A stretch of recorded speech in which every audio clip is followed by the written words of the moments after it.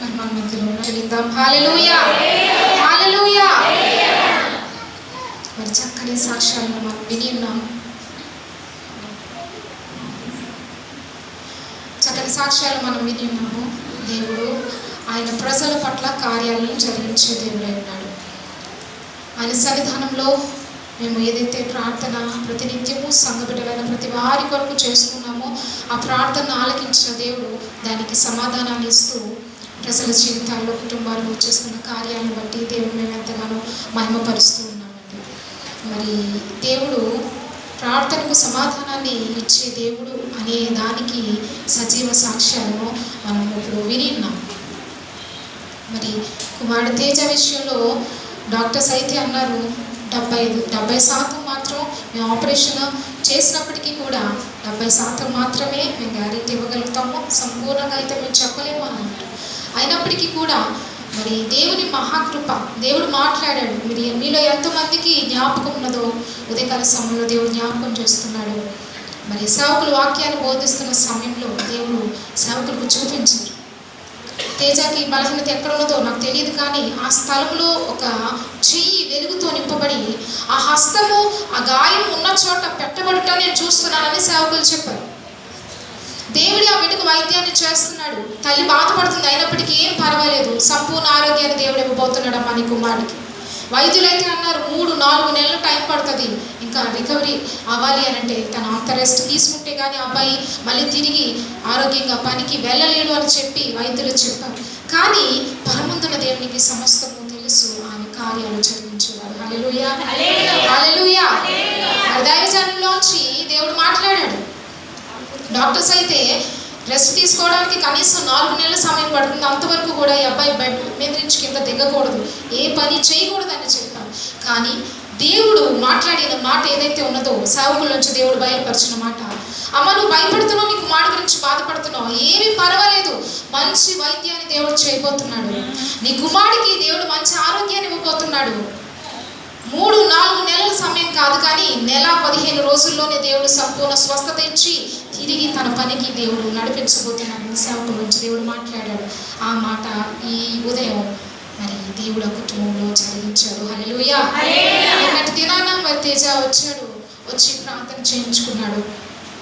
మొట్టమొదటిగా తనకి టెన్నిస్ అకాడమీలో ఆ పోస్ట్ రావడానికి తను సెలెక్ట్ అయిన తర్వాత మరి నేను హైదరాబాద్ వెళ్తున్నానని చెప్పి దైవజనులు అప్పుడు మమ్మీ డాడీ ఉన్నారు, మమ్మీ డాడీతో చెప్పి ప్రార్థన చేయించుకోవడం జరిగింది. కానీ తేజ ఫస్ట్ టైం ఇంకా హైదరాబాద్ వెళ్తున్న సమయంలో మమ్మీ డాడీ ప్రార్థన చేశారు. ఇంకా తను పాస్టర్ గారు నేను వెళ్తున్నానండి అని చెప్పి పిల్లలందరూ కలిసి, ఎవరి బిడ్డలు అందరూ కలిసి లాస్ట్లో మరి ప్రార్థన అయిన తర్వాత ప్రార్థన చేయించుకుని వెళ్ళడం అలవాటు. వీరందరూ కలిసి ప్రార్థన చేయించుకున్నారు. మరి సరే బాబు జాగ్రత్త అని చెప్పవలసిన మాటలని చెప్పి ఇంకా పంపించే ముందు మమ్మీ చాలా ఏడ్చేశారు ఆ రోజు. తేజ ఇప్పటికీ చెప్తాడు అన్నమాట, నేను బయలుదేరి వెళ్తున్నప్పుడు పాస్టర్ గారు ఎంత ఏడ్చారక్క నేను మర్చిపోలేను. ఎందుకనంటే చిన్నతనం నుంచి మా కళ్ళ ముందు పెరిగాడు, మాతో కలిసి ఉన్నాడు, దేవుని మందిరంలో ఎదిగిన బిడ్డ మరి దూరం అవుతున్నాడు, కుటుంబానికి కావచ్చు సంఘానికి కావచ్చు ఒంటరిగా ఉంటాడు ప్రభు అని చెప్పి చాలా ఏడ్చేశారు మమ్మీ ఆ రోజు. డాడీ మమ్మీని కంట్రోల్ చేయడానికి చాలా టైం కూడా పట్టింది. అయితే ప్రియ దేవుని బిడ్డలారా, ప్రార్థన ఏదైతే ఉన్నదో సేవకులు చేసిన ప్రార్థన ఆ కుటుంబంలోనికి దేవుడు దాన్ని ఆశీర్వాదంగా మార్చాడు. హల్లెలూయా, హల్లెలూయా. మరి ఆ చిన్న బిడ్డగా ఉన్న వయసు నుంచి కూడా టెన్నిస్ కోర్టులో పనిచేసేవాడు. అయితే మరి హైదరాబాద్లో పేరు పొందిన టెన్నిస్ అకాడమీలో నాకు మంచి పోస్ట్ రావాలి, నేను అక్కడికి వెళ్ళాలి, అక్కడ పని చేయాలని ఆసక్తితో మరి ప్రయత్నాలు చేస్తున్నప్పుడే దైవజనులతో చెప్పడం జరిగింది. ప్రార్థన చేశాము. నిజంగా ఆ ప్రార్థన విన్న దేవుడు మరి ఆ బిడ్డకు అవకాశాన్ని ఇచ్చాడు. మరి ఛాంపియన్స్గా వారిని తయారు చేసి ఇంటర్నేషనల్గా గేమ్స్కి వారిని పంపించడానికి ఆ అకాడమీ వారు సిద్ధపరుస్తూ ఉంటారన్నమాట పిల్లలందరినీ కూడా, పెద్దవారిని పిల్లల్ని కూడా. మరి ఆ టెన్నిస్ అకాడమీలో ఒక కోచ్గా దేవుడు తేజాన్ని నిలబెట్టాడు. హల్లెలూయా, హల్లెలూయా. అయితే మరి తినుతో పాటు కొంతమంది కోచెస్ అక్కడ పనిచేస్తున్నారు, కానీ తిను లేని పక్షాన మరి కొంత పని అయితే మాత్రం అక్కడ పెండింగ్లో ఉండిపోతుంది. ఎప్పటికప్పుడు పిల్లలు ట్రైన్ చేయాలి కనుక మరి ఆ టెన్నిస్ అకాడమీ ఓనరు చాలా ఈ 1-15 రోజులు మాత్రం అతను మనసులో ఉన్నప్పటికీ కూడా పైకి చెప్పలేదు. దేవుడు ముందుగానే దానికి కూడా సమాధానం ఇచ్చారు. ఆ యజమాని మనసు నేను మారుస్తాను, తేజ పట్ల నేను కార్యం చేస్తాను, యథావిధిగా పనికి వెళ్తాడు, ఎలాంటి ఆటంకం ఉండదు. ఉండదు పనికి అని దేవుడు చెప్పిన రీతిగా మరి ఉదయకాల సమయము మరి ఆ కుమారుడు హైదరాబాద్లో దిగడానికి మరి మళ్ళీ తిరిగి తన పనికి వెళ్ళడానికి దేవుడు కృప చూపించాడు. హల్లెలూయా, హల్లెలూయా. నమ్మదగిన దేవుడు, ఆయన చెప్తాడు, చెప్పిన మాట ప్రకారంగా ఆయన జరిగించే దేవుడు. విశ్వాసం కలిగి నమ్మకంతో మనం ప్రార్థన చేస్తే ఆ ప్రార్థన, ఆ విశ్వాసము కార్యాలను చూడడానికి దేవుడు కృప చూపించే దేవుడు అయినాడు. ప్రతి దేవుని పెట్టినారా, మరి డాక్టర్లు అయితే మా వల్ల కాదు, మీరు ఎంత ఆపరేషన్కి వేల చెల్లించినప్పటికీ కూడా నేను గ్యారెంటీ ఇవ్వలేను అని చెప్పారు. అయినప్పటికీ దేవుడు మాత్రం పరిపూర్ణంగా బిడ్డకు ఆరోగ్యాన్ని ఇచ్చి సంపూర్ణ శక్తిని ఇచ్చి తిరిగి మళ్ళీ తన ఏదైతే టెన్నిస్ అకాడమీలో ఒక కోచ్గా దేవుడు నియమించాడో ఆ పనికి వెళ్ళడానికి దేవుడు కృప చూపించి నమ్మదగిన దేవుడు, మనం ఆరాధన చేసే దేవుడు. దేవుడు సమయాన్ని చెప్పాడు, ఏ సమయానికి ఆపరేషన్ కంప్లీట్ అవుతుంది. నిజానికి తేజ మరి ఆపరేషన్ జరుగుతున్న సమయంలో మరి మేము కూడా ఇంటి దగ్గర గృహంలో అమ్మగారి విషయంలో సతమతం అవుతున్న టైం అది. తేజాని ఎప్పుడు తీసుకెళ్తున్నారో మరి తల్లికి తెలుసు, మేము ఇక్కడ నుండి ప్రార్థన చేస్తున్నాం, కానీ దేవునికి సమస్తం తెలుసు కనుక ఎన్ని గంటలకు ఆపరేషన్ పూర్తవుతుందో, ఎన్ని గంటలకు థియేటర్ నుంచి దేవుడు బయటకు తీసుకురాబోతున్నాడో టైంతో సహా దేవుడు చెప్పాడు. టైంతో సహా దేవుడు చెప్పాడు. ఆ టైం ప్రకారంగా దేవుడు ఆ బిడ్డను ఆ గడియల్లో జరగడానికి బయటకు రావడానికి ఎగ్జాక్ట్గా దేవుడు పలికిన మాట తల్లి గుర్తుపెట్టుకుంది. ఆ టైం చూసేసరికి 12 అయింది. ఆమె చెప్పారు ఆపరేషన్ అయిన తర్వాత, పాస్టర్ గారు ఏదైతే దేవుడు మీలోంచి మాట్లాడాడో సమయం కూడా దేవుడు చెప్పాడండి. కరెక్ట్గా అదే సమయానికి థియేటర్లోంచి తేజాన్ని బయటకు తీసుకొచ్చారు. నిజంగా ఆ టైం నేను చూసినప్పుడు నా గుండె జల్లు మందని చెప్పి తల్లి చెప్పింది. అంటే దేవుని బిడ్డలారా, దేవునికి సమస్తము సాధ్యం. ప్రార్థన చేసినప్పుడు ఆయన కార్యాలు జరిగిస్తారు. మీరు మనుషులుగా మమ్మల్ని చూసినట్టయితే మీరు దేవుని కార్యాలు మీ జీవితాల్లో, కుటుంబాల్లో మీరు పరిపూర్ణంగా అనుభవించలేరు. మా వయస్సును లేకపోతే మన అనుభవాన్ని మీరు చూస్తే దేవుని కార్యాలను పరిపూర్ణంగా మీ కుటుంబాల్లో, మీ జీవితాల్లో మీరు చూడలేరు. మీరు మమ్మల్ని చూడొద్దు, దేవుని మాటకు లోబడండి, దేవుని మాటకు విధేయులుగా జీవించండి, దేవునిలో పరిపూర్ణంగా ఎదగడానికి ఆసక్తి కలిగి ఉండండి. అప్పుడు మీ జీవితాలలో దేవుడిచ్చిన వాగ్దానాన్ని సంపూర్ణంగా మీరు పొందుకుంటారు. హల్లెలూయా, హల్లెలూయా. ప్రియ దేవుని బిడ్డలారా, మరొక మాట దేవుడు పరిశుద్ధాత్మ దేవుడు జ్ఞాపకం చేస్తున్నాడు. ఈ నెలలో మరి మొదటి వారంలో, అంటే ప్రభు సంస్కారం వారంలో దేవుడు జరగబోయే సమవాలను కొన్నిటిని సంఘానికి వెల్లడి చేస్తున్నాడు. ఎంతమందికి జ్ఞాపకం ఉన్నదో మరొక వారం దేవుడు జ్ఞాపకం చేస్తున్నాడు. ఆ వారంలో దేవుడు చెప్పిన మాట, మొదటి వారం, ఈ నెల మొదటి వారంలో దేవుడు చెప్పిన మాట, భయంకరమైన తుఫాను రాబోతుంది. అది ఏ ప్రాంతమో నాకు తెలియదు, కానీ వాక్యాన్ని ప్రకటిస్తుండగా పరిశుద్ధాత్మ దేవుని స్వరాన్ని నేను వింటున్నాను. ఎక్కడైతే దేవుని భయం లేదో ఆ ప్రాంతంలో భయంకరమైన తుఫాను రాబోతుంది. అది ఎట్టి రీతిగా ఉండబోతుందంటే, వైజాగ్ పట్టణంలో మనం చూసాం హుద్హుద్ తుఫాను, దానికంటే తీవ్రతతో కూడిన వేగంతో తుఫాను రాబోతుంది. అనేక మంది జన నష్టం కలగబోతుంది అని దేవుడు చెప్పారు. ప్రియదేవుని సంగమా, ఉదయకాల సమయంలో పరిశుద్ధాత్మ దేవుడు జ్ఞాపకం చేస్తున్నాడు. ఏదైతే దేవుడు మొదటి వారంలో చెప్పాడో ఆ మాటలు దేవుడు నెరవేర్చాడు. వాటిని మరి విజువల్స్తో సహా చూపించాలని మేము ఆశపడి ఉన్నాం. దేవుడు మంచి పరికరాలన్నింటినీ సంఘానికి దేవుడు ఇచ్చాడు. ప్రొజెక్టర్ ఉండే సిస్టమ్ అయితే మాత్రం కొంచెం టెక్నికల్ ప్రాబ్లం ఉన్నందువల్ల దాన్ని మేము చూపించలేకపోతున్నాం. మరి సౌత్ ఈస్ట్ ఏషియాలోని అతి ప్రమాదకరమైన స్థాయిలో తుఫాను వచ్చింది. అది 6వ తారీఖున. సౌత్ ఈస్ట్ ఏషియా అంటే కొన్ని దేశాల మీదకి ఆ తుఫాను వచ్చింది. ఫిలిప్పీన్స్, మయన్మార్, చైనా, తర్వాత వియత్నాం వంటి ప్రాంతాలు, అనేకమైన ప్రాంతాలు, చాలా వరకు కూడా కొన్ని ప్రాంతాలు అయితే తుడిచిపెట్టుకుపోయాయి.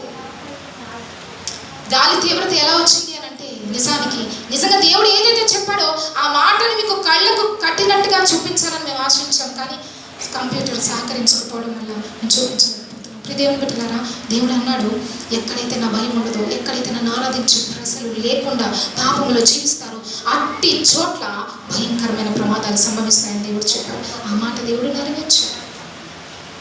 మరి వాతావరణ శాఖ వారు అంటున్నారు, ప్రపంచంలోని ఈ సంవత్సరంలో 2వ అతిపెద్ద టైఫూన్గా దానికి పేరు పెట్టారు. సూపర్ టైఫూన్ యాగి అని దానికి పేరు పెట్టడం జరిగింది. మరి కొన్ని దేశాల మీదకి దాని ప్రభావం చూపించింది.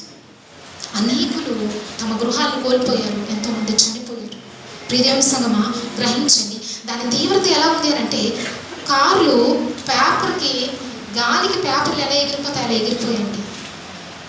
నిజానికి వాటి అన్నిటినీ చూపించాలని మేము చాలా ఆశించాము, ప్రయత్నం చేశాం, కానీ సిస్టంలో టెక్నికల్ ప్రాబ్లం వల్ల చూపించలేకపోతున్నాం. ఒక గాలి వీస్తే పార్కింగ్లో ఉన్న కార్లే పేపర్ ఎగిరిపోయినట్టుగా ఎగిరిపోయాయి.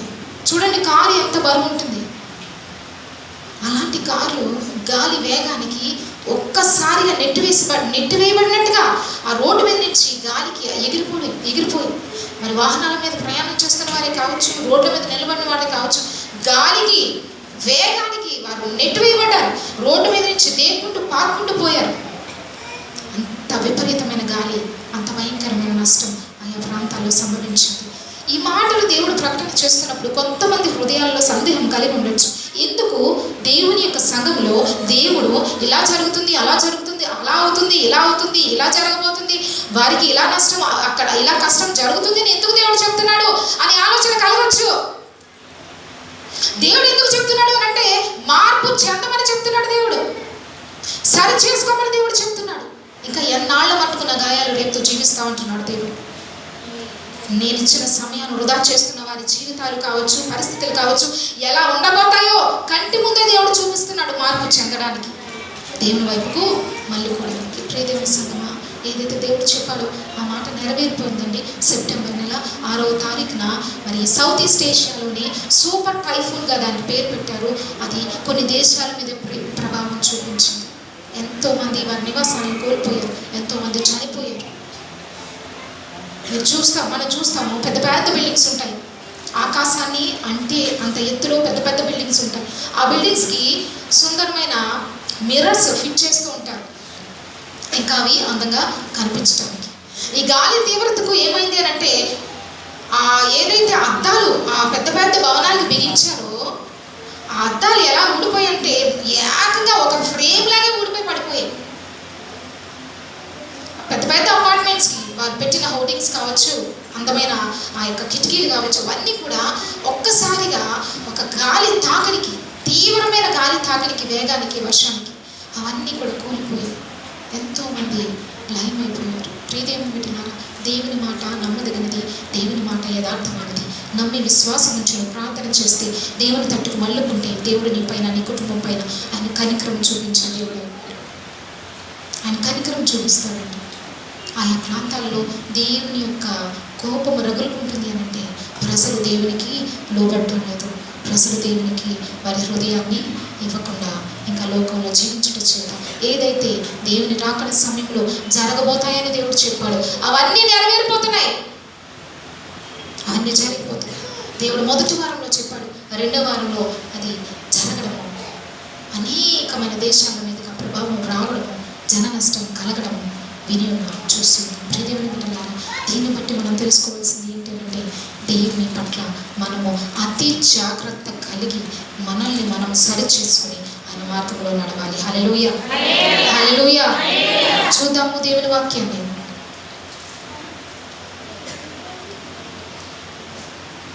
ఆదికాండము 32వ అధ్యాయము 24వ వచనం.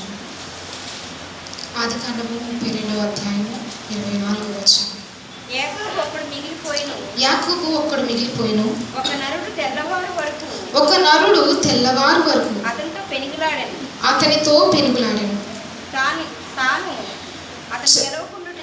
చాలండి, దేవుని వాక్యంలో మనం చదువుతున్నాము. ఆదికాండము 32వ అధ్యాయము 24వ వచనము. యాకోబు ఒక్కడు మిగిలిపోయిను, ఒక నరుడు తెల్లవారు వరకు అతనితో పెనుగులాడెను. ఆదికాండంలో ఈ మాటలను మనం చదువుతున్నాము. యాకోబు మరి తన మామయ్య లాబాను దగ్గర నుండి ప్రయాణమై తిరిగి వస్తున్న సమయంలో ఏదైతే తన అన్న నువ్వు మోసం చేసి జ్యేష్ఠత్వపు హక్కును కాజేశాడు, జ్యేష్ఠత్వపు హక్కును తన అన్న దగ్గర తీసుకుని తిరిగి ఎప్పుడైతే ఆ విషయం బయటపడిందో తన తండ్రి అయిన యాకోబు దగ్గర మరి తండ్రిని కూడా మోసం చేశాడు, అన్నను కూడా మోసం చేశాడు. ఆశీర్వాదాలను, దీవెనను తండ్రి దగ్గర పొందుకుని ఎప్పుడైతే ఆ విషయం బయటపడిందో తల్లి అయిన రిబ్కా వెంటనే ఏం చేసిందంటే తన కుమారుడి మీద ప్రేమతో తన కుమారుడిని అక్కడి నుండి పంపివేసింది తన మామగారు అయిన లాబాను ప్రాంతానికి. అయితే మరి యాకోబు లాబాను యొక్క గృహానికి వెళ్ళిన తర్వాత అనేకమైన శ్రమలు అనుభవించాడు, అనేకమైన ఇబ్బందులు అనుభవిస్తూ తన జీవితాన్ని అక్కడ కొనసాగించి తనకి దేవుడు ఇచ్చిన బిడ్డలను, భార్యలను కలిగిన తరువాత ఏదైతే యాకోబుకు దేవుడు వాగ్దానం ఇచ్చాడు, నేను నిన్ను దీవిస్తాను, నీ బిడ్డలను విస్తరింప చేస్తాను అని దేవుడు ఇచ్చిన మాట ప్రకారంగా యాకోబును ఆశీర్వదించి దీవించాడు. ఒక చేతి కర్రతో యోర్దాను దాటిన యాకోబు తిరిగి ప్రయాణమై వస్తున్న సమయంలో బహు విస్తారమైన ఆస్తి సంపద కలిగిన వాడే తిరిగి తన మామైన లాభాన్ని నుంచి ప్రయాణమైపోతూ మళ్ళీ తన స్వదేశానికి వస్తున్న సమయంలో మళ్ళీ యాకోబు దుఃఖంతో, బహువేదనతో, భయంతో, ఆందోళనతో ఉన్నాడు.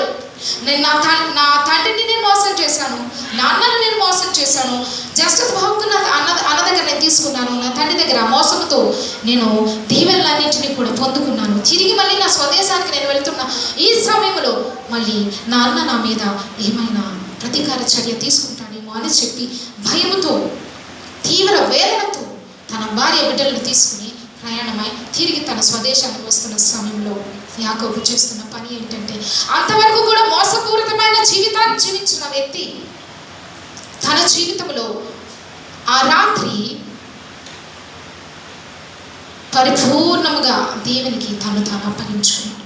అంతవరకు కూడా ఉన్నాడు భక్తిలో, అంతవరకు కూడా ఉన్నాడు దేవునితో, అంతవరకు చేస్తున్నాడు ప్రార్థన, అంతవరకు లోబడుతున్నాడు దేవునికి. కానీ ఏ రాత్రి అయితే దేవునితో పెనుగులాడే అనుభవంలోనికి యాకోబు వచ్చాడో పరిపూర్ణమైన మారు మనసు అతనికి కలిగినట్టుగా దేవుని వాక్యంలో మనం చూస్తున్నాం. దేవుని వాక్యంలో మనం చదువుతున్నాము 24వ వచనంలో, యాకోబు ఒకడు మిగిలిపోయిను, ఒక నరుడు తెల్లవారి వరకు అతనితో పెనుగులాడు. ఆ ప్రాంతంలో మరి తన భార్య బిడ్డలను గుంపులుగా 2 గుంపులుగా విభజించి వారిని తన దాసి జనమునంతటిని కలిపి పంపిస్తున్నాడు. ఒకవేళ ఏసావు వచ్చి ఒక గుంపు మీద పడితే మరొక గుంపు అయినా బ్రతుకుతారు కదా అని చెప్పి తన యుక్తిని, తన తెలివితేటలను, తన మోసపూరితమైన స్వభావాన్ని ఆయన బయటకు వెల్లడి చేస్తూ తన తెలివిని వినియోగించి ఏం చేశాడంటే తన కుటుంబాన్ని కాపాడుకొనుట కోసం 2 గుంపులుగా వారిని విభజించి మరి ఏసావు మరి ఏ విధంగానైనా ప్రతీకార చర్య తీసుకున్నప్పుడు తన కుటుంబాన్ని కోల్పోకూడదనే ఉద్దేశంతో వారి విషయంలో జాగ్రత్త కలిగి ఆ రాత్రి వారిని, ఆ సాయంకాల సమయంలో వారిని అందరినీ కూడా గుంపులుగా విభజించి పంపివేశాడు. కానీ యాకోబు మాత్రం ఒంటరిగా మిగిలిపోయి దేవుని సన్నిధానంలో మోకరిని ప్రార్థన చేస్తున్నాడు. ఏమని ప్రార్థన చేస్తున్నాడంటే, ప్రభువా, నేను మోసపూరితంగా జీవించాను, అన్యాయమైన ప్రవర్తన కలిగి నేను ఉన్నాను, నా తల్లిని నా తండ్రిని కూడా నేను మోసం చేశాను, నా సహోదరుని కూడా నేను బాధ పెట్టాను, నేను చేసిన నా పాపము అంతయు కూడా నీకు తెలుసు, అయినప్పటికీ కూడా నన్ను కనికరించావు, నన్ను ఆశీర్వదించావు, నేను అపాత్రుడను అని చెప్పి ఎంతో రోదనతో ఆ రాత్రి మరి ఆ స్థలంలో ఉండి యాకోబు మొరపెడుతున్నాడు. అతను మొరపెడుతున్న సమయంలో ఏం జరిగిందంటే, ఒక నరుడు తెల్లవారు వరకు కూడా అతనితో పెనుగులాడుట ఆ దేవుని వాక్యంలో మనం చూస్తున్నాం. ఈ నరుడు ఎవరు అనంటే యేసుక్రీస్తు ప్రభువారు ఆయా సందర్భాల్లో పాత నిబంధన కాలంలో ఆయన దేవదూతల రూపంలోనూ లేక మరొక విధముగాను మానవులకు ప్రత్యక్షమై ఆయన చిత్తాన్ని, ఆయన యొక్క ప్రణాళికను ఆయన బయలుపరిచారు. అయితే యాకోబు దగ్గరకు కూడా ఆ రాత్రి వేళ యేసుక్రీస్తు ప్రభువారు వచ్చి అతనితో దేవాది దేవుడు పెనుగులాడుట ఈ వచనంలో మనం చదువుతున్నాం. పెనుగులాడుట అంటే ప్రార్థనలో దేవునితో పెనుగులాడుతున్నాడు, విజ్ఞాపనలో దేవునితో పెనుగులాడుతున్నాడు. అయ్యా, నన్ను క్షమించు, నా పొరపాట్లన్నిటి నీ పాదాల దగ్గర పెడుతున్నాను, నన్ను పరిశుద్ధపరచు, నేను అపాత్రుడిని అయినప్పటికీ నన్ను కనికరించి ఇంతగా దీవించావే, నేను ఏ పాటి వాడను అని చెప్పి తన్ను తాను దేవుని దగ్గర తగ్గించుకుని ఎంతో రోధిస్తూ ప్రార్థన చేస్తున్నాడు. ఆ ప్రార్థన విన్న దేవుడు మరి యాకోబును దర్శించినప్పుడు యాకోబు దేవుని గట్టిగా పట్టుకున్నాడు. హల్లెలూయా, హల్లెలూయా. ఒక నరుని రూపంలో ఆయన యాకోబును దర్శించినప్పుడు యాకోబు దేవుని గట్టిగా పట్టుకుని పెనుగులాడుతూ ఉన్నాడు. ప్రార్థనలో మీరు నన్ను దీవించాలి, నాతో మీరు ఉండాలి, నా సమస్య నుండి నన్ను బయట పడవేయాలి అని చెప్పి దేవుని దగ్గర పెనుగులాడుతూ ప్రార్థన చేస్తున్నాడు యాకోబు. అంతవరకు కూడా అటువంటి ప్రార్థన జీవితం అతనిలో లేదు. అంతవరకు కూడా అటువంటి అనుభవం కూడా యాకోబు ప్రయాణం చేయలేదు. కానీ ఆ రాత్రి పరిపూర్ణమైన మారు మనసు, పరిపూర్ణమైన కన్నీటి ప్రార్థన ఆయనలో కలిగింది. దేవుని గోచరుతున్నాడు, ప్రభువా, ఇంతవరకు నా జీవితంలో నేను చేసినదంతటినీ కూడా నీ పాదముల దగ్గర పెడుతున్నాను, నన్ను మన్నించయ్యా, నన్ను క్షమించయ్యా, నన్ను సరిచే ప్రభువా అని చెప్పి దేవుని దగ్గర గోచారుతున్నాడు. ప్రియ దేవుని బిడ్డలారా, దేవుడు మీతో మాట్లాడుతున్నాడు. ఉదయకాల సమయంలో దేవుని దగ్గర అట్టి రీతిగా నిన్ను నీవు తగ్గించుకొని నీలో ఉన్న ప్రతి లోపాన్ని దేవుని పాదాల దగ్గర పెట్టి దేవుని దగ్గర పశ్చాత్తాపంతో ప్రార్థన చేసి అనుభవం నీకున్నదాన్ని దేవుడు అడుగుతున్నాడు. యాకోబు ఎంతో సంపాదన, ఎంతో ఆస్తి, ఎంతో సమృద్ధి దేవుని ద్వారా పొందుకున్నాడు. అయినప్పటికీ కూడా అతని మనస్సు మాత్రం స్థిమితంగా లేదు. అతని మనస్సు ఎలా ఉంది అంటే, అయ్యో ఇంత దీవెన దేవుడు నాకు ఇచ్చినప్పటికీ కూడా దేవుని కృపకు నేను అపాత్రుడను, దేవుని దృష్టికి నేను పాపం చేసిన వాడను, దేవునికి నేను వ్యతిరేకంగా జీవించిన వాడను అని చెప్పి ఎంతగానో రోధిస్తూ తను తాను దేవుని దగ్గర నలగగొట్టుకుంటూ దేవునితో పెనుగులాడుతున్నాడు. హల్లెలూయా, హల్లెలూయా. దేవుని సంగమా, ఉదయకాల సమయంలో దేవుడు అంటున్నాడు, నీలో ఉన్న లోపము, నీలో ఉన్న తప్పిదము దేవుని పాదముల దగ్గర పెట్టి పెనుగులాడుతూ దేవుని దగ్గర ప్రార్థించి అనుభవం నీవు కలిగి ఉంది. ఏముందండి మాలో నేను సరి చేసుకోవడానికి అని అనుకోవచ్చు. కానీ మానవునిలో ప్రతి దినము కూడా లోపము, పాపము ఆయన కనులకు తేటగా కనబడుతుంది. ప్రతి దినము కూడా నీలో ఉన్న లోపము, నీలో ఉన్న పాపము, నీ ప్రతి అలవాటును, నీ ప్రతి పొరపాటును దేవుడు చూస్తున్నాడని గ్రహించాలి. దాన్ని దేవుని దగ్గర సరి చేసుకోవాలి, ఒప్పుకోలులోకి రావాలి. మరి ఎన్నడూ కూడా అటు జీవితము కలిగి ఉండనని చెప్పి దేవుని దగ్గర తీర్మానం చేసుకున్నాడు యాకోబు. హల్లెలూయా, హల్లెలూయా. అలా నేను మోసపూరితమైన జీవితాన్ని జీవించాను, కానీ ఇక ఎన్నడూ కూడా అటు బ్రతుకు నాకు వద్దయ్యా, అటు రీతిగా నేను జీవించినాను, సంపూర్ణంగా నన్ను నేను నీకు అప్పచెప్పుకుంటున్నాను అని చెప్పి ఆ రాత్రి యాకోబు తన జీవితాన్ని మలుపు తిప్పే ప్రార్థన దేవుని సన్నిధానంలో చేశాడు. తన జీవితమే ఒక మలుపు తిరిగింది ఆ రాత్రి చేసిన ప్రార్థన ద్వారా. ఆ ప్రార్థన ఏంటి? ప్రార్థన అంటే దేవునితో పెనుగులాడుతున్నాడు. తెల్లవారిపోతుంది కానీ దేవునిని వదిలిపెట్టడం లేదు. నన్ను క్షమించు, నన్ను కడుగు, నన్ను పరిశుద్ధపరచు, నన్ను దీవించు అని చెప్పి దేవుని గట్టిగా పట్టుకుని దేవునితో పెనుగులాడటం మీ వాక్యం చూస్తున్నాం. చూడండి, మత్తయి సువార్త 14వ అధ్యాయం 23వ వచనం.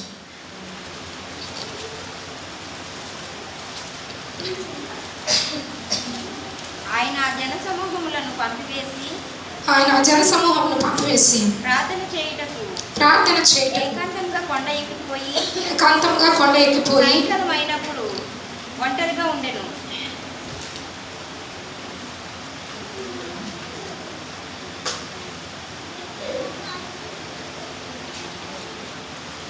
సాయంకాలమైనప్పుడు ఒంటరిగా ఉండను.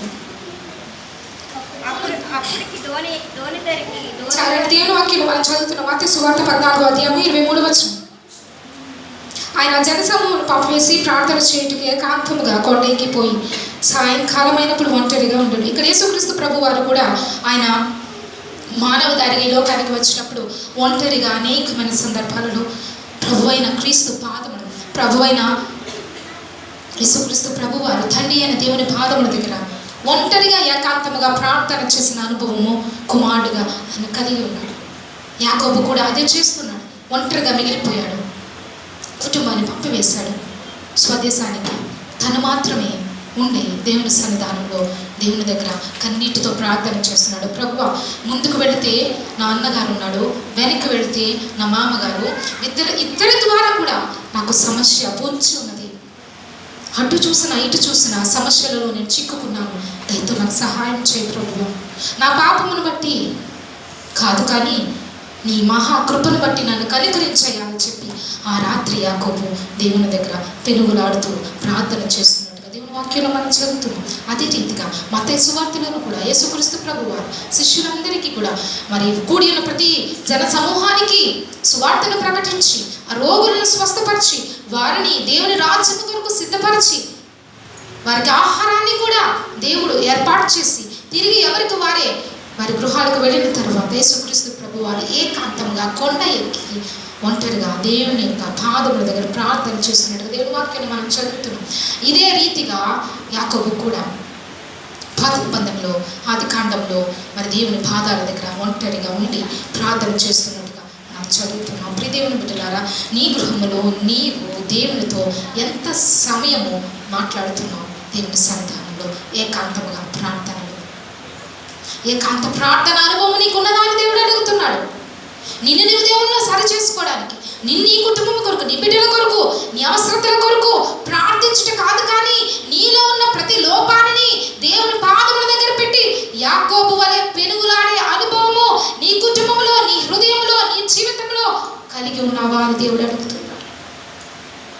యాకోబు తేలికగా ఆశీర్వాదాన్ని సొంతం చేసుకోలేదు. అంతవరకు దీవించబడ్డాడు, అంతవరకు కూడా సమృద్ధిలోనే ఉన్నాడు. కానీ ఆ రాత్రి అతని జీవితాన్ని మలుపు తిప్పింది అతడు చేసిన ప్రార్థన. అతడు దేవుని దగ్గర పెట్టిన మొర ఏదైతే ఉన్నదో, పశ్చాత్తాపము, కన్నీరు, దేవుని పాదాలు పట్టుకొని విడవలేని స్థితిలో దేవుని దగ్గర మోజాడుతూ దేవుని దయను పొందుకున్నాడు యాకోబు. హల్లెలూయా, హల్లెలూయా. చూద్దాం హోషేయ గ్రంథంలో దేవుని వాక్యం ఏం సెలవిస్తుందో. హోషేయ గ్రంథము 12వ అధ్యాయము 4వ వచనం. హోషేయ గ్రంథము 12వ అధ్యాయము 4వ వచనం. అతడు దూతతో పోరాడి జయమొందెను. అతడు కన్నీరు విడిచి అతని బ్రతిమాలెను. బేతేలులో ఆయన అతనికి ప్రత్యక్షమాయెను. అక్కడ ఆయన మనతో మాట్లాడాను. యెహోవాని, సైన్యములకు అధిపతి యెహోవాని ఆయనకు జ్ఞాపకార్థమము చాలని దేవుని వాక్యంలో మనం చదువుతున్నాం. హోషేయ గ్రంథం 12వ అధ్యాయం 4వ వచనంలో దేవుని వాక్యం అంటుంది, అతడు దూతతో పోరాడి జయమొందెను. అతడు కన్నీరు విడిచి అతని బతిమాలెను. దేవుని బ్రతిమలాడుతున్నాడు యాకోబు. తన ప్రార్థన, తన విజ్ఞాపనతో దేవుని బ్రతిమలాడుతున్నాడు. అయ్యా, ఈ రాత్రి ఎలా అయినా నన్ను క్షమించి, నన్ను పరిశుద్ధపరిచి, నన్ను దీవిస్తే తప్ప నీ పాదాలు విడిచిపెట్టను అని చెప్పి ఎంతగానో దేవుని సన్నిధానంలో దేవునితో పోరాడుతూ, కన్నీరు కారుస్తూ, దేవుని బ్రతిమలాడుతూ ఉన్నాడు. ఆ ప్రార్థన విన్న దేవుడు యాకోబును ఏదో రీతిగా యాకోబు నుండి విడిపింపబడాలని ఒకరికొకరు కూడా కలిసి పెనుగులాడుతున్న సమయంలో దేవుడు ప్రయత్నం చేస్తూ ఉన్నాడు యాకోబును విడిపించడం వరకు. అయినప్పటికీ కూడా యాకోబు విడిచిపెట్టలేదు. దేవుడు ఎలా అయినా నువ్వు నన్ను దీవించాలి, నా కన్నీరు చూస్తున్నావు, నా ప్రార్థన వింటున్నావు, నాకు సమాధానం ఇచ్చే వరకు నేను విడిచిపెట్టను అని చెప్పి పట్టుదలతో దేవుని పాదాలు గట్టిగా పట్టుకున్నాడు. ఆ పాదాలను పట్టుకున్న విధానమే హోషేయ గ్రంథంలో మనం చదువుతున్నాము. ఏమంటుంది వాక్యము? అతడు కన్నీరు విడిచి బతిమాలెను. బేతేలులో ఆయన అతనికి ప్రత్యక్షమాయెను. అక్కడ ఆయన మనతో మాట్లాడెను. దేవుని ప్రత్యక్షతను, దేవుని స్వరాన్ని యాకోబు వింటూ దేవుని సన్నిధానంలో కన్నీరు కారుస్తూ బ్రతిమలాడుకుంటున్నాడు దేవుణ్ణి. ప్రభువా, నన్ను ఆశీర్వదించే వరకు ఎన్నో విడిచిపెట్టను, నువ్వు నన్ను దీవిస్తే తప్ప నేను నీ పాదాలు వదిలిపెట్టును అని చెప్పి ఎంతగానో దేవుని దగ్గర గోచారుతున్నాడు. ఆ ప్రార్థన, ఆ పశ్చాత్తాపము, ఆ మారు మనసుతో కూడిన విజ్ఞాపన దేవుని హృదయాన్ని కదిలించింది. హల్లెలూయా, హల్లెలూయా. దేవుడు చూశాడు ఎంతవరకు నాతో పెనుగులాడుతాడు, ఎంతవరకు కూడా పట్టుదల విడిచిపెట్టకుండా నా దగ్గర విజ్ఞాపన చేస్తాడని చెప్పి యాకోబును దేవుడు పరీక్షించగా యాకోబు దేవుని పరీక్షలో నెగ్గాడు. హల్లెలూయా, హల్లెలూయా. దేవుడు చూశాడు. ఆ రాత్రి అంతా కూడా ఇద్దరి మధ్య పెనుగులాట జరిగింది. విడిచిపెట్టమని దేవుడు అడుగుతుంటే యాకోబు అంటున్నాడు, నేను విడిచిపెట్టనయ్యా, నువ్వు నన్ను దీవించే వరకు, నన్ను క్షమించే వరకు, నన్ను పరిశుద్ధపరచే వరకు, నన్ను నీ సొత్తుగా నీవు పరిపూర్ణంగా మార్చే వరకు నేను నిన్ను విడిచిపెట్టను అని చెప్పి పట్టుదలతో ఆయన పాదాలు పట్టుకున్నాడు. దేవుడు చూశాడు, తెల్లవారిపోతుంది. అయినప్పటికీ కూడా యాకోబు యొక్క పట్టుదల ఏమాత్రం కూడా తగ్గలేదు. ఆ కన్నీరులో ఎలాంటి కూడా మార్పు రాలేదు. ఆ ప్రార్థన ఇంకా ఇంకా పట్టుదలగా చేస్తూ చేస్తూ చేస్తూ దేవుడిని విడిచిపెట్టలేని స్థితిని మరి దేవుడు చూసి అప్పుడు దేవుడు అడుగుతున్నాడు యాకోబును, నువ్వు ఏ విషయమై నన్ను ఇంతగా బ్రతుకులాడుతున్నావు అని చెప్పి ఇద్దరి మధ్య సంభాషణ జరిగింది. దేవుడి సంఘం అదే మనం చదువుతున్నాం. ఆయన మనతో మాట్లాడాడు, మన దేవుడు మనతో మాట్లాడే దేవుడు. హల్లెలూయా, హల్లెలూయా. ఈ స్థితి దేవునికి తెలుసు. నువ్వు ఏ హృదయముతో, ఎట్టి దుఃఖంతో, ఎట్టి సమస్యతో వచ్చి దేవుని సన్నిధానంలో ఆరాధన చేస్తున్నావు, లేకపోతే నీ గృహంలో నువ్వు బాధపడుతున్నావు, నువ్వు పని చేసే చోట ఇబ్బందిని ఎదుర్కొంటున్నావు, సమస్తం దేవునికి తెలుసు. ఆయన నీతో మాట్లాడే దేవుడు, నీ హృదయాన్ని ధైర్యపరిచే దేవుడు, నీకు నెమ్మదినిచ్చి తిరిగి నిన్ను నిలబెట్టే దేవుడు. మనం ఆరాధన చేస్తూనే స్మరిస్తుంటాడు. అదే అదే దేవుడు యాకోబుతో మాట్లాడుతూ అంటున్నాడు, నీవు నన్ను దీవించే వరకు నిన్ను విడిచిపెట్టనయ్యా అని చెప్పి ఏదైతే పట్టుదల కలిగి ఉన్నావో ఆ పట్టుదలను, ఆ విశ్వాసాన్ని నేను చూశాను, నువ్వు గెలిచావు అంటున్నాడు దేవుడు. హల్లెలూయా, హల్లెలూయా. దేవునితో పెనుగులాడుట సంఘము కలిగి ఉండాలి. దేవునితో పెనుగులాడే అనుభవము ప్రతి బిడ్డ కలిగి ఉండాలి. పెనుగులాడుట అంటే ఏంటంటే నీ ప్రార్థనతో, నీ యొక్క జ్ఞాపనతో, నీ క్రియలతో, నీ ప్రవర్తనతో దేవుని హృదయాన్ని గెలుచుకోవాలి. నువ్వు దేవుడు కదిలింపబడాలి నిన్ను చూసి. దేవుని హృదయము సంతోషంతో నింపబడాలి నిన్ను బట్టి, నీ కుటుంబాన్ని బట్టి. దేవుని బిడ్డలారా, యాకోబుతో కూడా దేవుడు మాట్లాడుతున్నాడు. ఆయన సైన్యములకు అధిపతి అయిన దేవుడు. ఆయన బిడ్డలు మొరపెడితే విని దానికి సమాధానాన్ని ఇచ్చేది. ఒంటరిగా మీరి దుఃఖముతో ఉండి ప్రార్థన చేస్తున్న యాకోబుని దర్శించిన దేవుడు ఉదయకాల సమయంలో నీతో మాట్లాడుతున్నాడు. నీ కుటుంబంలో ఉన్న సమస్యను ఆయన తీస్తానంటున్నాడు. హల్లెలూయా, హల్లెలూయా. ఏ బాధ, ఏ వేదన, ఏ దుఃఖమో, ఏ సమస్య నిన్ను నలిపేస్తుందో దాని నుండి నీ దేవుడు నీకు విడుదలిస్తానంటున్నాడు. నీకు నెమ్మదినిచ్చి నీ సంతోషాన్ని, సమృద్ధిని కలిగే విధానాన్ని దేవుడు నీ కుటుంబంలో చేయబోతున్నాడు. నమ్మండి, విశ్వాసం కలిగి దేవుని వాక్యాన్ని బట్టి నమ్మికతో ప్రార్థన చేయండి. కార్యాలు మీరు చూడబోతున్నారు. మనం సాక్ష్యాలు కూడా వింటూ ఉన్నాము. దేవుడు చేసిన మేలును ప్రతి కుటుంబంలో కూడా అట్టి కార్యము దేవుడు చేయడానికి సిద్ధము కలిగి ఉన్నాడు. మన మధ్యలో ఉండి ఆయన మాట్లాడుతూ ఉండగా దేవుని మాటకు లోబడండి. దేవుని మాట యందు విశ్వాసం ఉంచండి. హల్లెలూయా, హల్లెలూయా. నమ్మదగిన దేవుడు మన దేవుడు. యాకోబు చేసిన ప్రార్థన దేవుని హృదయాన్ని తాకింది. దేవుడు చూశాడు. రాత్రంతా కూడా ఇద్దరి మధ్య పెనుగులాట. నన్ను వదిలిపెట్టు అని అంటున్నాడు దేవుడు, నేను విడిచిపెట్టను అంటున్నాడు యాకోబు. ఈ కాలపు ప్రజలు చేసే ప్రార్థన ఎలా ఉంటుందంటే, సమస్యలు ఉంటాయి, ఇబ్బందులు ఉంటాయి, కష్టాలు ఉంటాయి. ప్రార్థన చేస్తారు, మొదలు పెడతారు, కన్నీరు కారుస్తారు, ప్రభువా ఇది బాధ అని దేవుని పాదాల దగ్గర పెట్టి ప్రార్థన చేస్తారు. కానీ ప్రార్థన అయిపోయిన తర్వాత మళ్ళీ అదే భారాన్ని వారి మీద వేసుకుని మోస్తూ బ్రతుకుతారు. నువ్వు దేవుని పాదాల దగ్గర పెడుతున్నావనంటే పరిపూర్ణంగా నమ్ము, విశ్వాసం ఉంచు. నీ జీవితంలో దేవుడు కార్యం చేస్తాడని, నీ పట్ల దేవుడు మేలు చేస్తాడని, తిరిగి దేవుని సంతోషము, సమాధానం పొందుకుంటామని నమ్మకంతో ప్రార్థన చేయండి.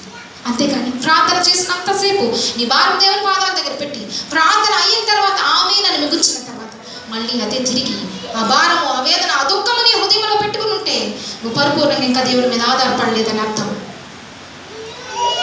యాకోబు అయితే దేవుని పాదాలు పట్టుకుని విడిచిపెట్టలేదు, కన్నీటి ప్రార్థన ఆపలేదు, పట్టుదలతో కూడిన విశ్వాసాన్ని కోల్పోలేదు. నన్ను దీవించే వరకు నేను విడిచిపెట్టనన్నాడు. దేవుని యొక్క హృదయాన్ని గెలుచుకున్నాడు. హల్లెలూయా, హల్లెలూయా. చూద్దాం దేవుని వాక్యము. ఆదికాండము 32వ అధ్యాయం. ఆదికాండము 32వ అధ్యాయం.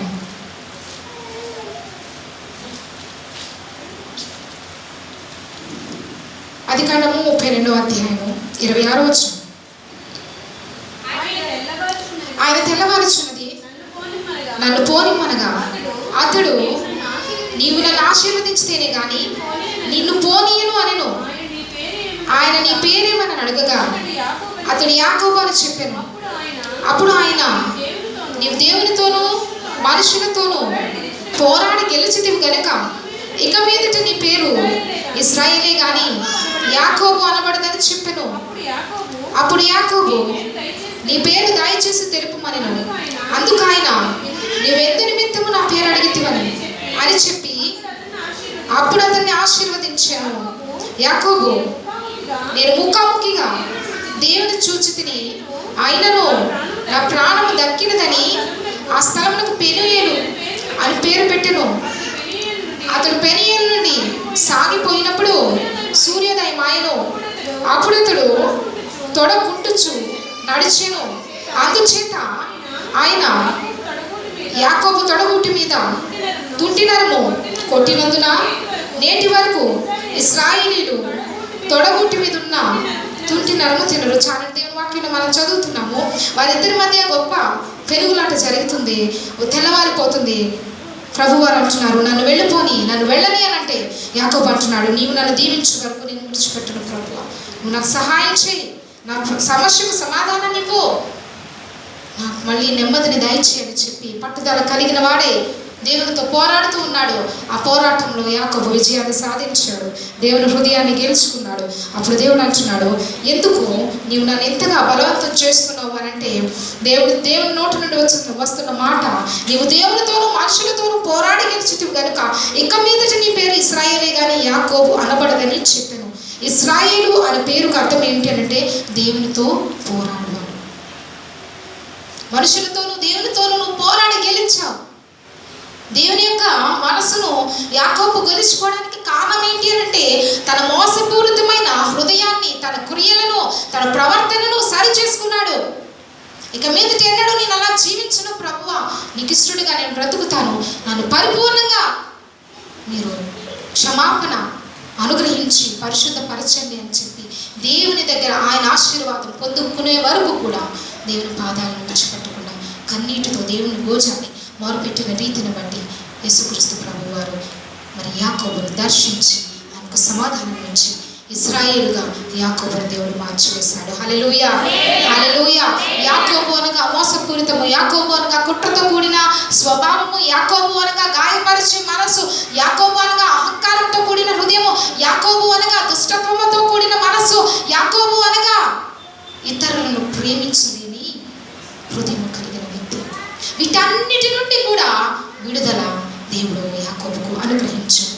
ఎందుచేతనంటే యాకోబు దేవుని దగ్గర ఒప్పుకున్నాడు, పశ్చాత్తాపడ్డాడు, దేవుని ద్వారా ఆశీర్వాదాన్ని పొందుకున్నాడు. యాకోబు అనే పేరును దేవుడు ఇశ్రాయేలుగా మార్చివేశాడు.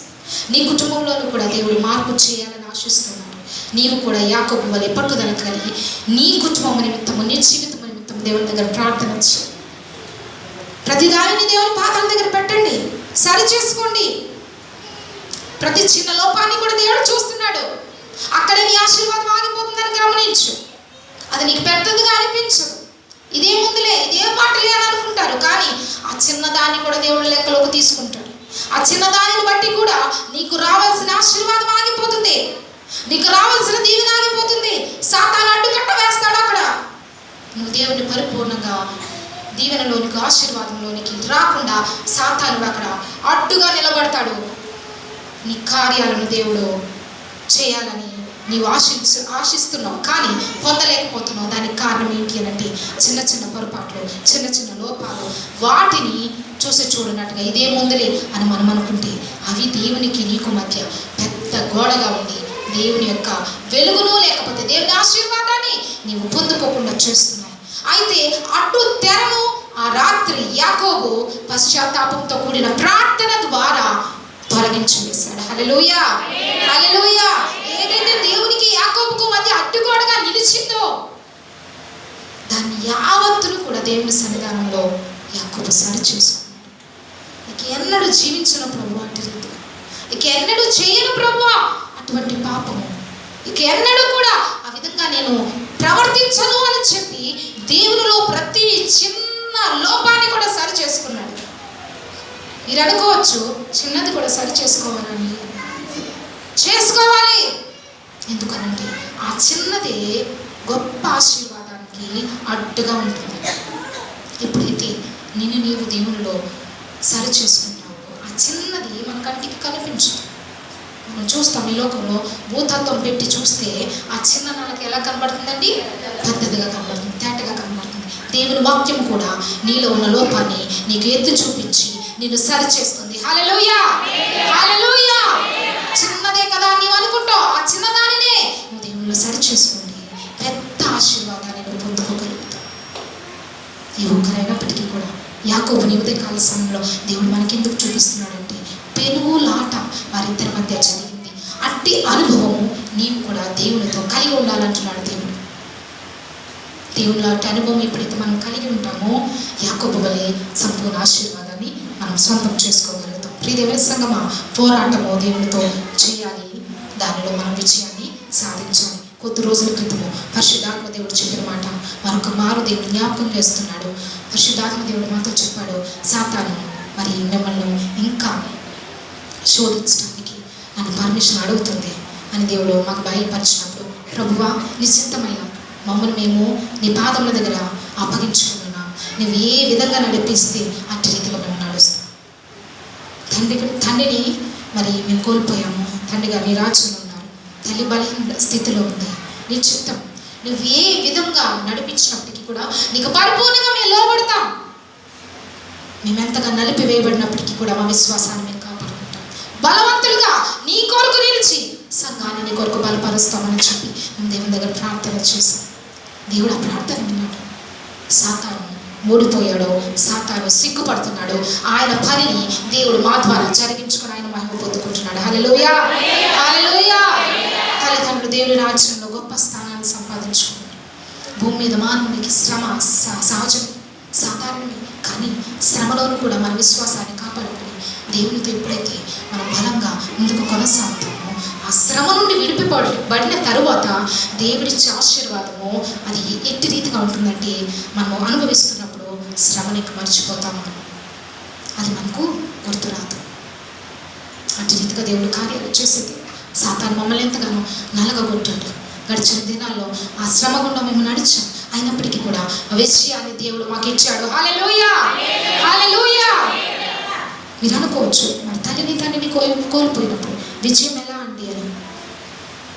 దేవుల్లో మేము కలిగిన తీర్మానం, శత్రుకు మేషకు అబేద్నెగో అగ్నిగుండంలో వారు పడవేయబడ్డారు. మండుచున్న అగ్నిగుండము 7 ఇంతలుగా వేడిని ఆ రాజు పెంచేశాడు. కోపముతో 7 ఇంతలుగా తీవ్రమైన వేడిలో వారు పడద్రోయబడ్డారు. అయినప్పటికీ కూడా వారు పలుకుతున్న మాట, మమ్మల్ని రక్షించడానికి మా దేవుడు సమర్థుడు, ఒకవేళ రక్షింపకపోయినా మేము ఆయన్ని ఆరాధన చేస్తామని ఎటువంటి విశ్వాసము భక్తి కలిగి వారు రాజుకు సమాధానం ఇచ్చారు. అటువంటి నిరీక్షణ, అటువంటి విశ్వాసము బిడ్డలంగా మేము కలిగి ఉన్నామండి. మేము ఎంతగా శ్రమ అనుభవించినప్పటికీ కూడా దేవుని కొరకు మేము నిలబడతాం. దేవుని ప్రజలను దేవుని కొరకు సిద్ధపరుస్తాం. దేవుని కొరకు వారిని బలపరిచి ప్రతి కుటుంబాన్ని కూడా దేవుని రాజ్యంకు నడిపించాలనే భారం దేవుడు మాలో పెట్టాడు. అది చూస్తున్న సాతాను అపజయాన్ని చూడడానికి దేవుడు కృప చూపించాడు. దేవుడు విజయాన్ని మాకిచ్చాడు. సాతాను ఓడిపోయే విధముగా దేవుడు కార్యాన్ని జరిపిస్తున్నాడు. హల్లెలూయా, హల్లెలూయా. మరి మన దేవుని బిడ్డలు ఈ మాటలను చెప్పడానికి కారణం ఏంటి అంటే, సమస్యలు వస్తాయి, ఇబ్బందులు వస్తాయి, కానీ విశ్వాసాన్ని కోల్పోకూడదు. దేవునిలో మన నిరీక్షణ కలిగి ముందుకు కొనసాగాలి. అప్పుడే పరిపూర్ణమైన ఆశీర్వాదాన్ని మనం చూడగలుగుతాము. శాంతి సమాధానాన్ని మనం పొందుకోగలుగుతాం. సాతాను చేతులు మేము నలిపివేయబడ్డామండి. ఈ మాటలు మరొక మారు ఎందుకు దేవుడు జ్ఞాపకం చేస్తున్నాడంటే, శ్రమలు వచ్చినప్పుడు నిరసించుకోకూడదు, కృషించుకోకూడదు, కృంగిపోకూడదు, దేవునిలో వెనకబడకూడదు. దేవుని హస్తంకు మమ్మల్ని మేము అప్పగించుకున్నాము కనుకని ఈనాడు ఈ సేవ, ఈ పరిచయం ఈ విధంగా దేవుడు జరిగిస్తున్నాడు. హల్లెలూయా. అనేకులు ఆశ్చర్యపడుతున్నారు. ప్రియ దేవుని సంగమా, ఈ సాక్ష్యాన్ని నేను చెప్పడానికి కారణం ఏంటంటే, ఎంతో మంది మమ్మల్ని అడిగారు, మరి మమ్మీ డాడీ లేరు, ప్రతిదీ కూడా వారే చూసుకునేవారు, బిడ్డలుగా మరి మీరు ఎలా హ్యాండిల్ చేయగలుగుతారు, ఏ విధంగా మరి పరిచర్యలో ముందుకు కొనసాగుతారు అని మమ్మల్ని అడిగినప్పుడు, అన్యులు అడిగారు మమ్మల్ని, దేవుని నమ్మిన బిడ్డలు కూడా అడిగారు ఇదే ప్రశ్న. మేము ఒకటే సమాధానం చెప్పాం. ఏ దేవుని మీద అయితే మా తల్లిదండ్రులు ఆధారపడ్డారో ఆ దేవుని మీద మేము ఆధారపడి ఉన్నాం. ఆ దేవుడు మమ్మల్ని కడ వరకు నడిపిస్తాడు అని. హల్లెలూయా, హల్లెలూయా. అదే దేవుడు సంఘంలో ఉన్న ప్రతి బిడ్డ కొరకు కూడా ప్రార్థన చేస్తుండగా కార్యాలను చేస్తున్నాడు, కంటికి చూపిస్తున్నాడు. గొప్ప దేవుడు మన దేవుడు, నమ్మదగిన దేవుడు మన దేవుడు. ఆయన విడిచిపెట్టే దేవుడు కాదు. దేవుడు మాకు జయాన్ని ఇచ్చాడు. ఈనాడు సాతాను సిగ్గుతో ఓడిపోయే స్థితికి దేవుడు తీసుకొచ్చాడు. హల్లెలూయా. నమ్మిన వారి గట్టిగా స్తోత్రం చెల్లిద్దాం. హల్లెలూయా. మరి ప్రతి కుటుంబం నిమిత్తం కూడా ప్రార్థన చేస్తున్నాం. మీరు కూడా ఉదయకాల సమయంలో ఏదైతే యాకోబు జీవితం గురించి వాక్యాన్ని విని ఉన్నామో ఆ వాక్య ప్రకారంగా పెనుగులాటతో కూడిన ప్రార్థన దేవుని దగ్గర చేయండి. ఒప్పుకోలులోకి రండి. ప్రతిదాని దేవుని పాదాల దగ్గర విడిచిపెట్టండి. సంపూర్ణ ఆశీర్వాదాలు మీరు స్వతంత్రించుకుంటారు. దేవుడి మాట